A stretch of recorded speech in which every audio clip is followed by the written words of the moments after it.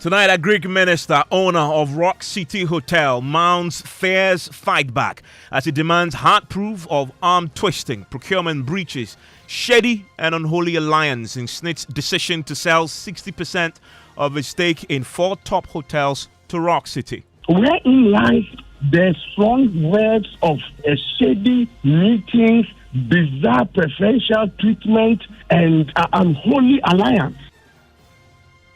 We'll hear from organized labor as lead whistleblower and MP for Nok Tong Samokudeta-Blakwa insists Rock City Hotel is not only paying the estimated market value in the latest deal, but has enjoyed preferential treatment from SSNIT in past transactions.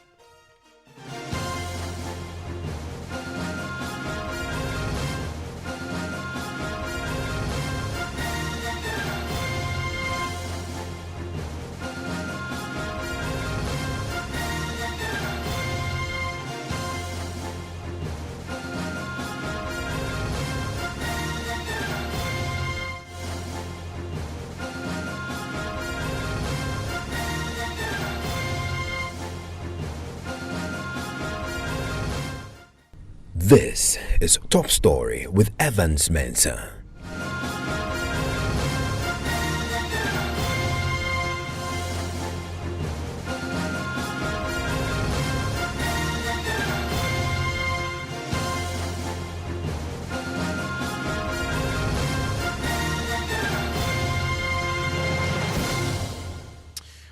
Well, the storm surrounding SSNIT's decision to sell 60% of its stake in 4 top hotels isn't calming down anytime soon. Today, the Agric Minister who owns Rock City Hotel, Bryan Acheampong, has been fighting off claims he is the beneficiary of arm twisting, procurement breaches, and shady alliance with the trust in the latest controversial deal.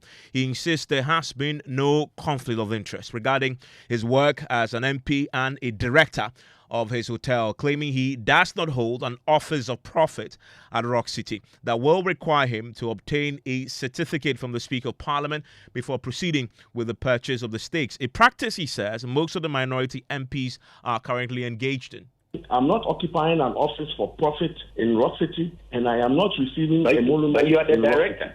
But I am the director. I am the no. From the corporation articles hold on. You are the director. If you go to hold on, be patient, please. If you go to Registrar General, the forms ask for 2 directors. I am one director and another person.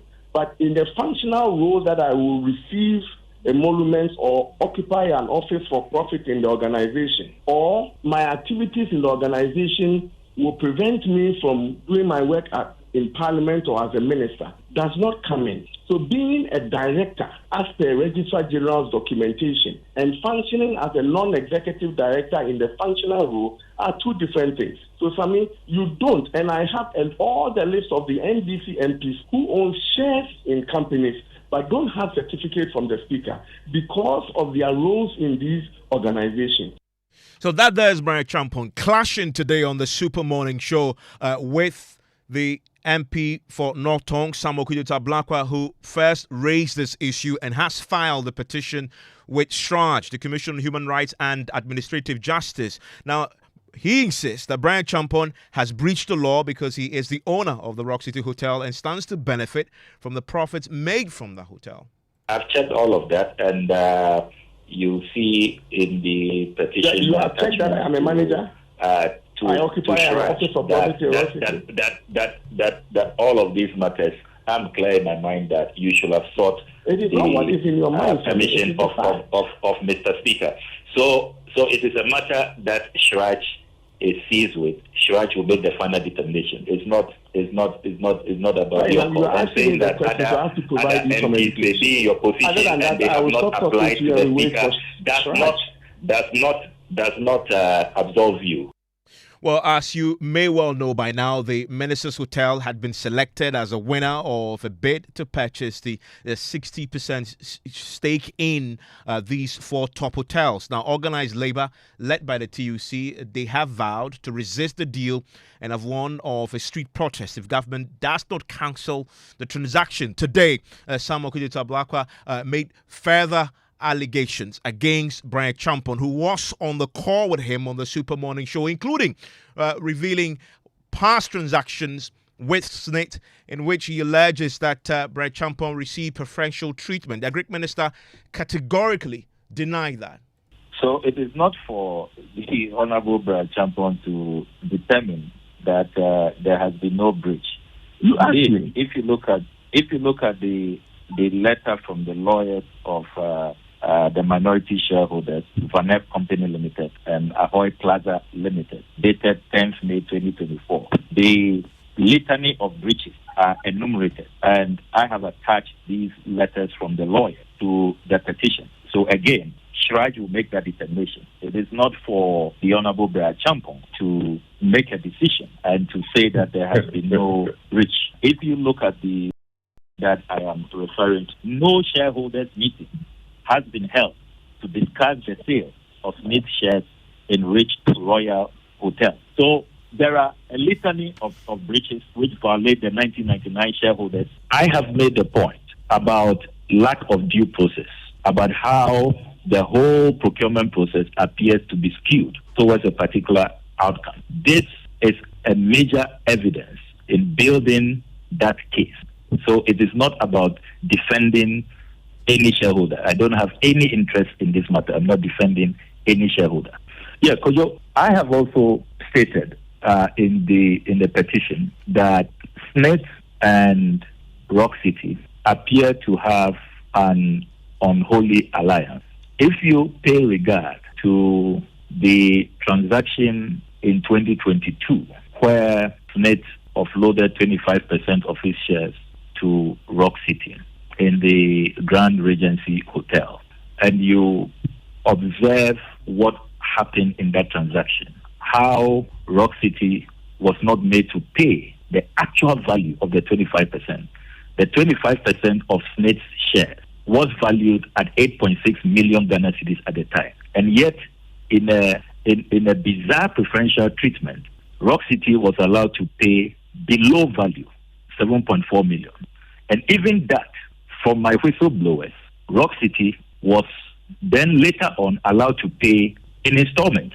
So one, they refused to pay the value, the actual value of 8.6 million. They said they will pay 7.4 million. Even that, they are paying in installment. And they also refuse to peg the transaction to the dollar. SSNIT had made that recommendation and Rock City refused. If you read the minutes of that meeting which I've put out. And I have made a point that if you look at this history, there is no way we will be guaranteed value for money. Already, there are issues to do with the valuation. The Properties Department of SSNIT was not allowed to carry out its internal valuation. The recommendations from the transaction advisor are not being followed in this transaction. Which one are you talking about? You are obfuscating the issues. If we are talking about the Kumasi, can we deal with it? Then you can come to another. Yes. So Kumasi is important because I'll deal with it. Let me permit me to deal with the Kumasi matter. If we can hear the full question from Mr. Ablakwa, then we can hear the full answer from Mr. What he's trying to do in propaganda, we call it stacking. Okay, you bring a matter that is not true, and you continue to repeat it until I take Mr. Acheampong, you are on the same platform. You will have the opportunity to respond.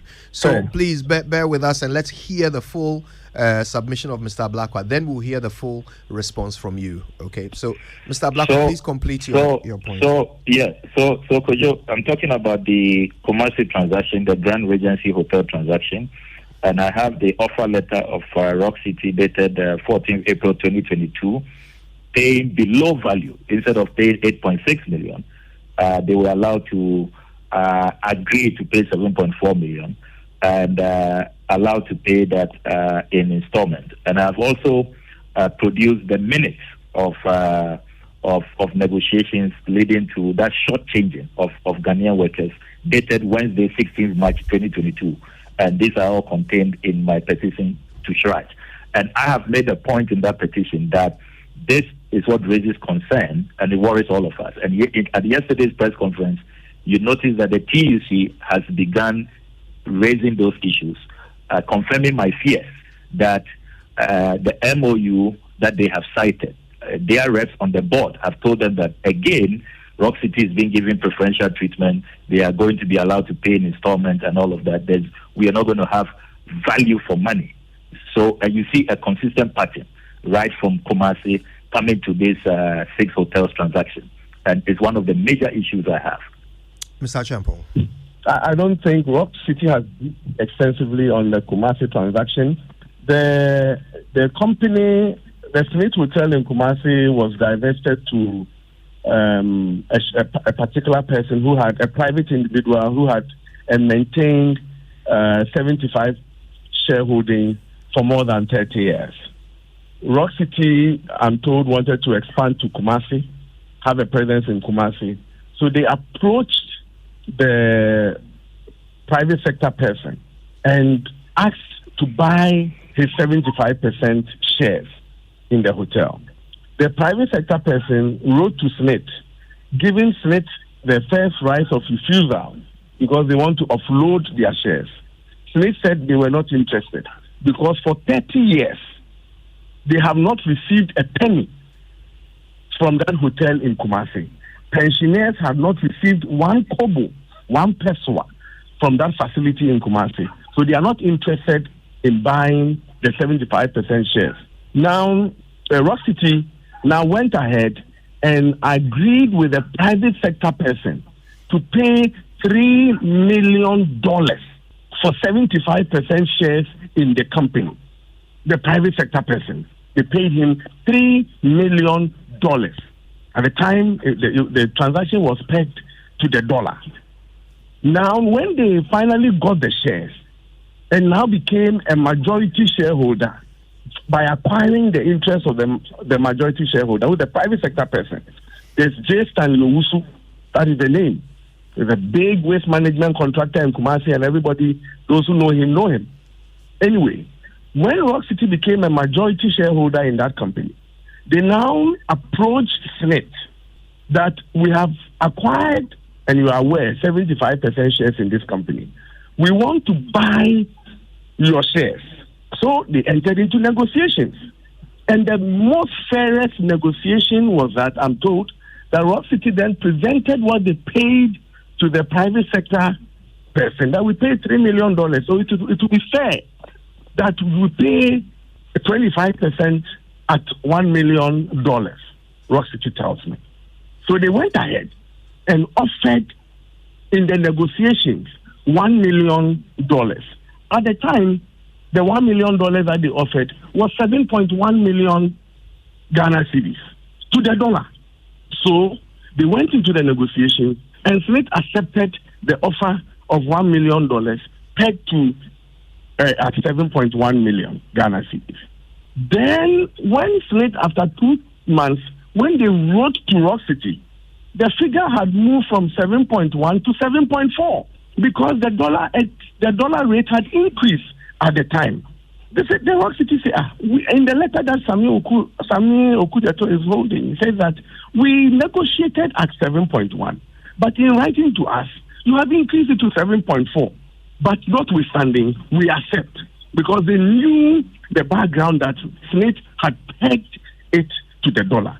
Now, the valuation of 8.9 million is what they have on their books. But notwithstanding the value that you have on your books, if you want to sell an asset, you go and negotiate. So if the private sector person had been offered at $3 million and accepted, and which is for every 25% share is equivalent to $1 million, and SSNIT is also offered the same $1 million, wherein lies the short changes. So the fact that you have a value of an item at 8.4, and you go into negotiations and achieve 7.4, because the benchmark on the market is really what the private sector person had offered, at least at the barest minimum. Wherein lies the strong words of a shady meetings, bizarre preferential treatment, and unholy alliance. And that there's Bryan Acheampong. He is the Agric Minister and owner of Rock City Hotels. And you want to catch the full interview on our social media platforms. It was live on the Super Morning Show today. Here on Top Story, we'll be speaking to lawyer Kweku Pencil. We'll also hear from the TUC and also try and get understanding of the fundamental pillar of Samokudita Blakwa's petition to Shraj, which is that the Bryan Acheampong may have breached a constitutional provision that required him not to hold an office of profit. Stay with us.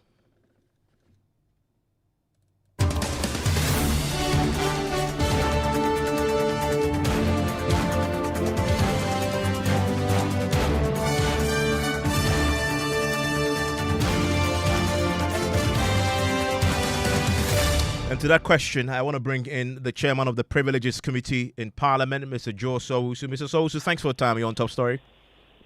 Thank you for holding me. Great to have you. And this is a very controversial, fast-moving story. One of the key issues that has emerged has to do with something that normally your committee, the Privileges Committee, will deal with. And it revolves around Article 78 of the Constitution, also repeated in Article 98 of the Constitution. I want to read 98, which squarely has to do with the MPs. It says, a member of Parliament shall not hold any office of profit or emolument, whether private or public, or either directly or indirectly, unless permitted to do so by the Speaker, acting on the recommendations of a committee of Parliament on the grounds, and that committee traditionally has been the Privileges Committee, on the grounds that one, holding that office will not prejudice the work of a member of Parliament, and B, no conflict of interest arises or will arise as a result of the member holding that office. Today in this exchange on the Super Morning Show, it came out, Bryan Acheampong rejects a suggestion that indeed he is in breach of this clause. First, are you aware if in his position as a director of Rock City, he has filed and notified the Speaker and sought this certificate, which may have been referred to your committee? Unfortunately, my committee, the Privileges Committee, is not in charge of the Office of Profit. There's a specific committee created under Order 224 of New Standing Orders to do with application for Office of Profit. That committee is chaired by the Second Deputy Speaker. So I'm not aware, unfortunately. I haven't seen any report to the House in which the honourable member has applied to be granted permission to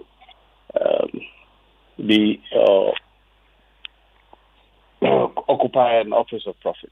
Under the new standing orders. But give me your thoughts on this, considering your experience on this matter in the past. Now, he reads out this particular clause, and he says fundamentally that because he is a director, he doesn't necessarily hold an office of profit, and therefore this particular provision will not affect him. What do you say to that? Well, is that your understanding too? In fact, to be determined by the committee, which is it the Shraj, which are here, the matter has been referred to. The law is clear. What the Constitution says, you have read it. What the standing orders say are clear. You apply to the committee, they will interview. If they are satisfied that one, the office you take will not interfere with your work as a member of Parliament, and that there's no potential conflict of interest if you're a minister or a deputy minister, then they will recommend to Mr. Speaker to approve and grant you permission to hold that office. But as to whether, in fact, the honourable member, the honourable Bryan Acheampong, being a member of Parliament, being a director of a company per se, entitles him to earn profit. I think it's a matter of fact to be determined. Let me confess this before somebody raises it. I'm a 100% shareholder of a small company I've just called. It's called Amansi Nsuma Hotel Limited, a small thing. I don't receive any emoluments. Do I need to apply to the Speaker? I don't think so. So, as the facts are, I think, should determine whether there's any profit and whether the honourable member should apply to the Speaker for permission to hold that office. And you've chaired the Privileges Committee before, and when accusations are made about members of Parliament, such as you are in a conflict of interest situation, you'd expect the Privileges Committee then to be seized with the matter. On this subject of conflict of interest, and under what circumstances can you deem a member of Parliament to be in one? Well, first thing is that in applying for the Office of Profit Commission, you have to tell the committee what is the profit about. What business is that office you're seeking to occupy, or you're seeking permission to occupy?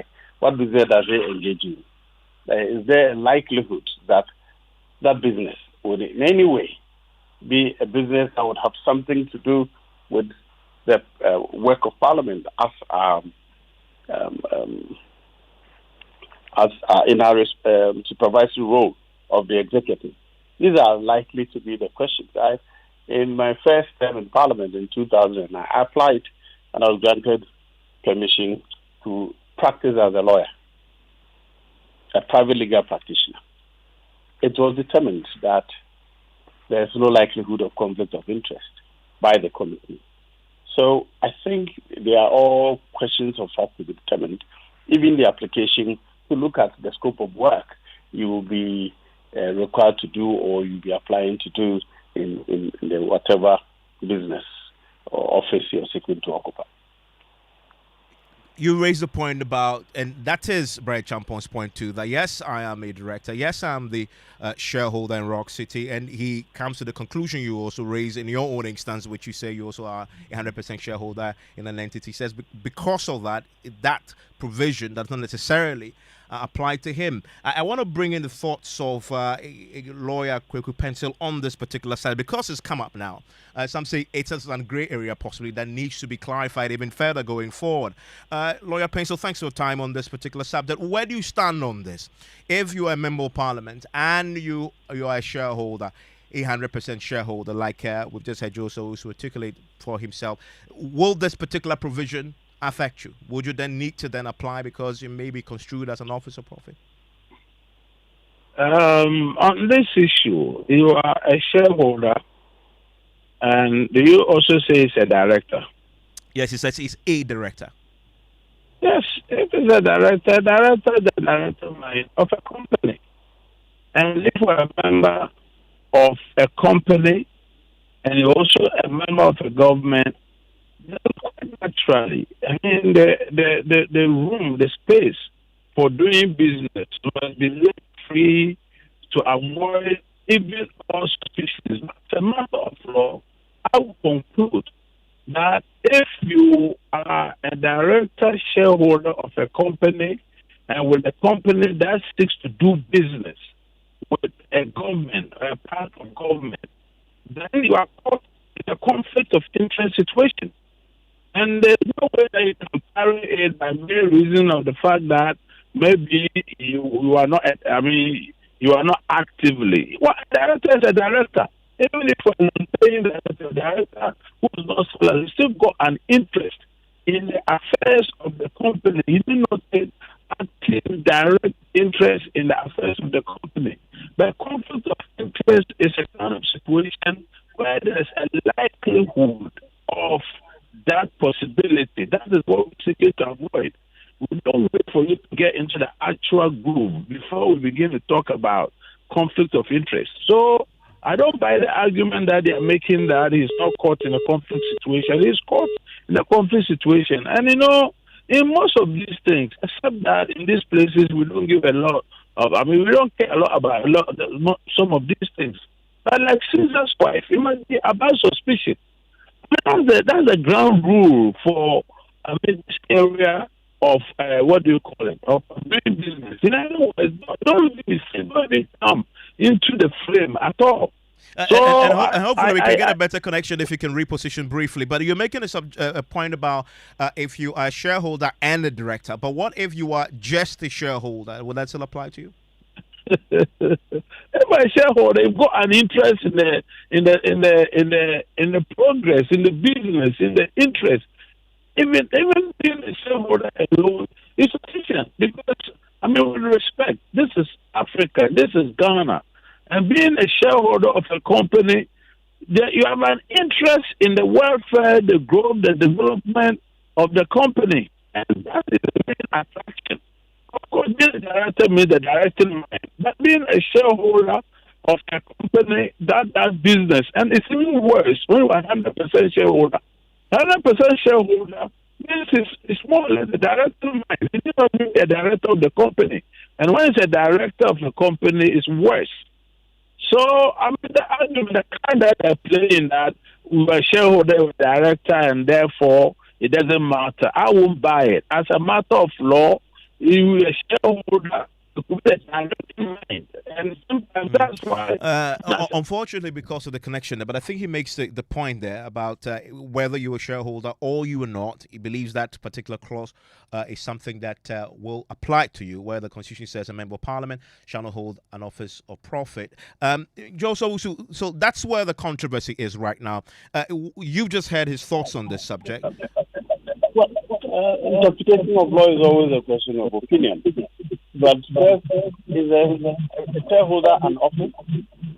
That you're seeking or to hold an office of profit. Hi, Mrs. Oso, I believe you may have a radio set on. If so, can you please turn it off? I'm getting feedback. Not from here. Not from my. Okay, not from you. Okay. Please proceed. So what I'm saying is that being a shareholder and an office, I wonder how you can interpret that to be an office. You're seeking an office. An office necessarily to go doing an administrative work, being part of an administration and management. So you cannot just interpret the work without the context in which the article is stated. You're seeking an office of profit. So you're taking an administrative or a managerial position.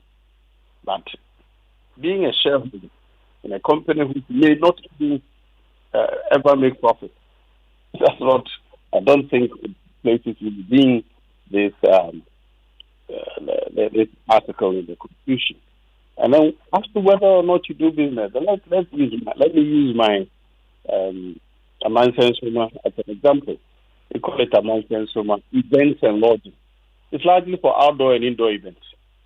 I don't know how government interest will play out at the back. For me to have a conflict of interest.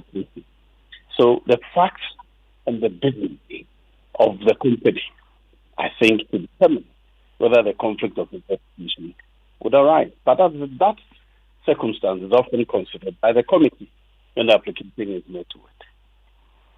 And since I have you on, in this particular case, in this instance, you have a cabinet minister who owns Rock City, says he's a director there, and now is about to buy 60% stake in 4 top hotels belonging to SSNIT.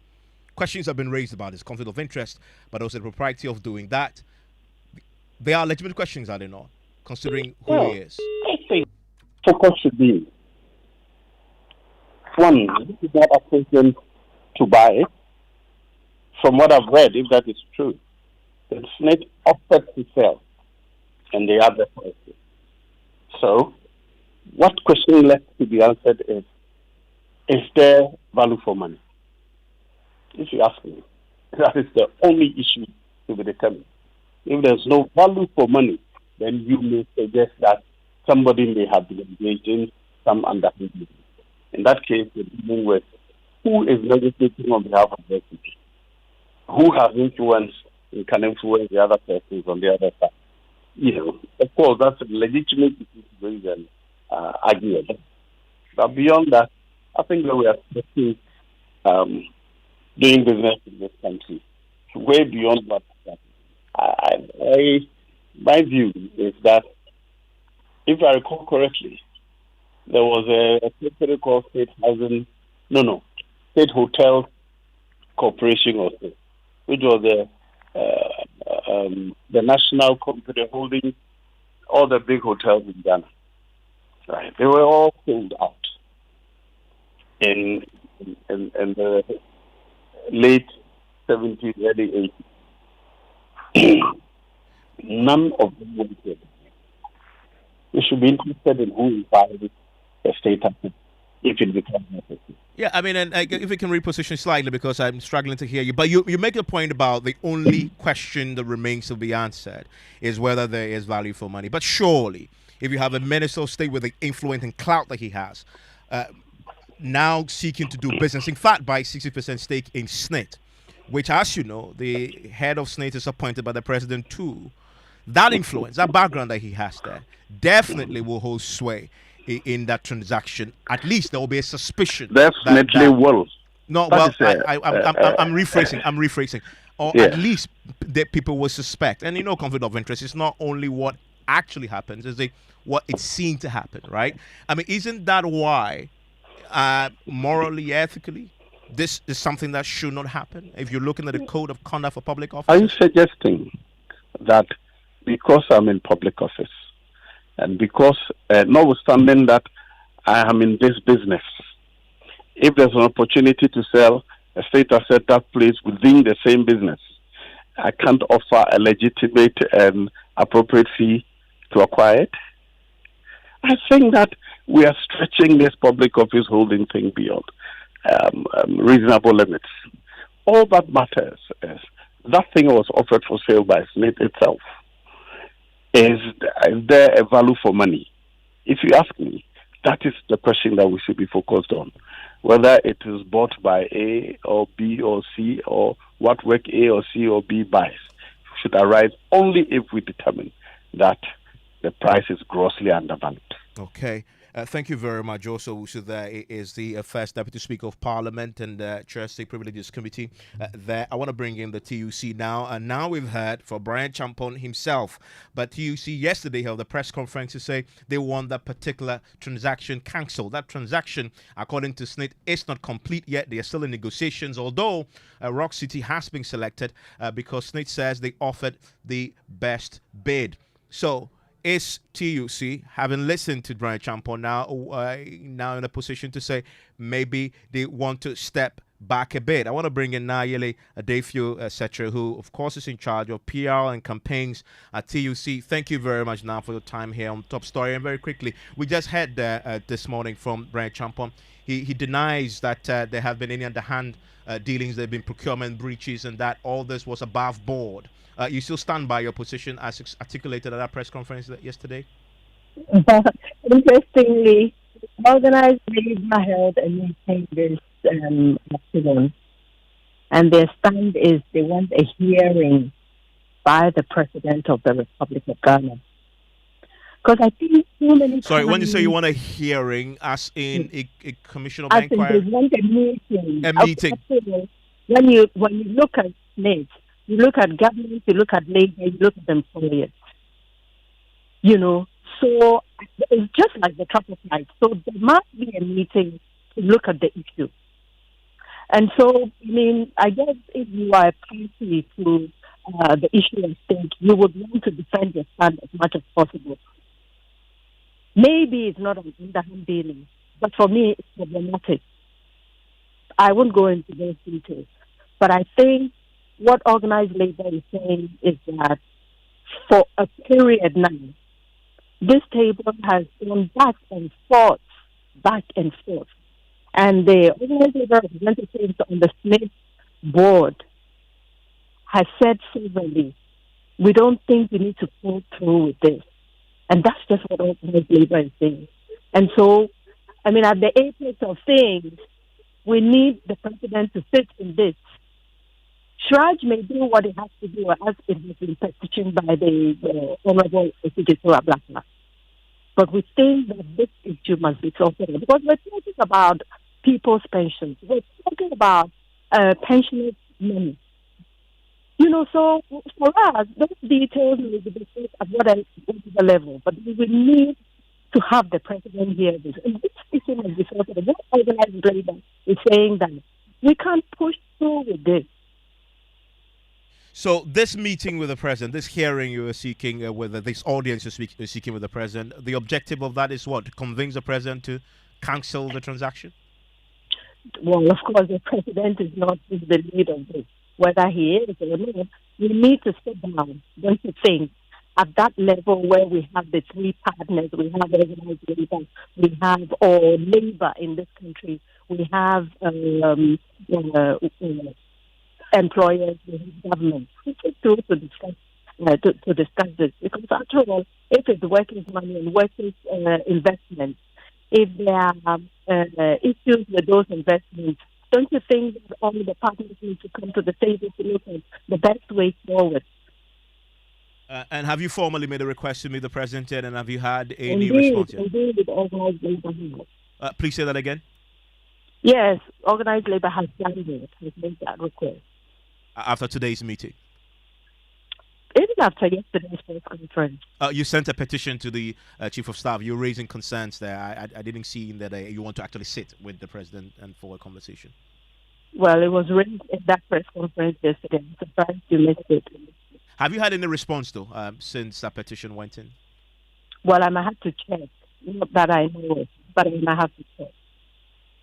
Thank you very much. That's Na Ayele Defio. Is the in charge of PR and campaigns at the TUC. Earlier, he had Lawyer Kweku Pencil. He's a private legal practitioner. Joseph Wusu is a chairman of the Privileges Committee, also first Deputy Speaker of Parliament. They're on PM Express later tonight at 9 p.m. We'll be delving into this a bit more, breaking down what we know about all 6 hotels that initially were up for sale. It's been whittled down to 4. What do we know? How are they performing? What about SSNIT itself? What do you know about Rock City? We'll be answering all those questions, digging into some material that we've managed to get just to help you understand and make sense of this particular controversy. Join me then at 9 p.m. It's on the Joy News channel and across many social media platforms. Still ahead here on Newsnight.